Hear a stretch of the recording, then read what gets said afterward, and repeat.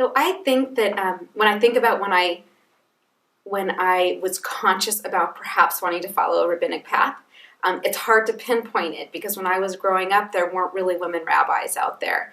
And I'm always fascinated when I look back on that period that I think that I had early moments of looking to the rabbis around me and thinking, that's an interesting thing that they do.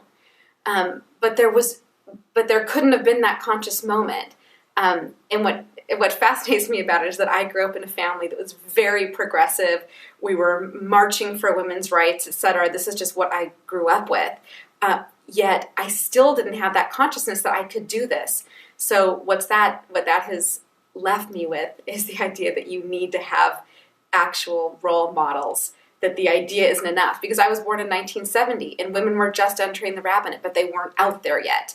So the fact that I couldn't see anybody and say, I could do that, I look like that person, and that's something that's possible for me.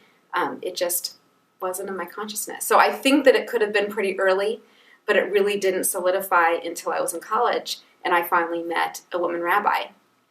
And she made a tremendous impression on me. We studied women in Torah, and she brought early Jewish feminists, Letty Cotton Pogrebin and others, and it just made that completely possible. So that's probably when it was really solidified for me.